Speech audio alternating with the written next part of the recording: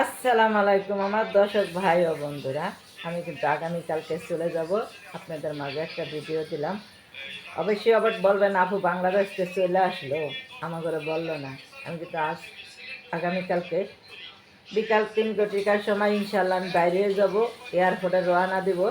তো সবাই আমার জন্য দোয়া করবেন, আর আমিও সবার জন্য দোয়া করি আল্লাহ পাকে যে সবার যে যেখানে আমরা প্রবাসীরা আছি সবার ভালো রাখে। কিন্তু একটু কষ্ট হইতেছে যাওয়ার জন্য, যেহেতু 2 মাস ফ্যামিলির সাথে ছিলাম, 2 মাস 4 দিনের মাথায় চলে যাব। তো অনেকটাই কষ্ট লাগে, কিন্তু কষ্টটা অনুভব করলেও অনুভব বোঝানো যায় না। বাচ্চারা যেহেতু কান্নাকাটি করে, মা কান্নাকাটি করে, বোনেরা, সেই কারণে কারোর কাছেই নিজের কষ্টটা প্রকাশ করি না। কিছু করার নাই, যেহেতু আমরা প্রবাসী, যাইতে হবে।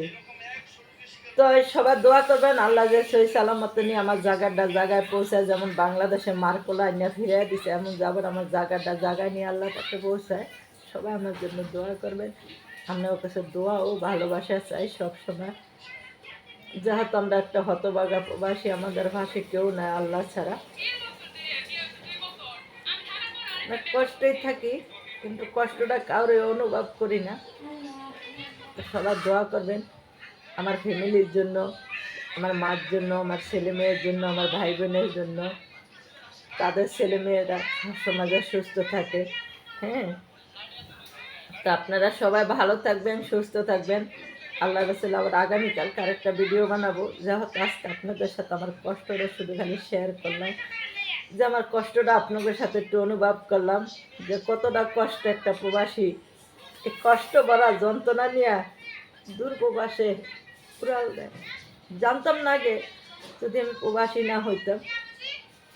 আজকে আমি প্রবাসীর কারণে জানতে পারি একটা প্রবাসীর কতটা কষ্ট, কতটা যন্ত্রণা, কতটা আহাক্কার নিয়ে এই সোনার বাংলাদেশ ত্যাগ করে। আগে জানতাম না, এখন জানি। তো সবাই ভালো থাকবেন।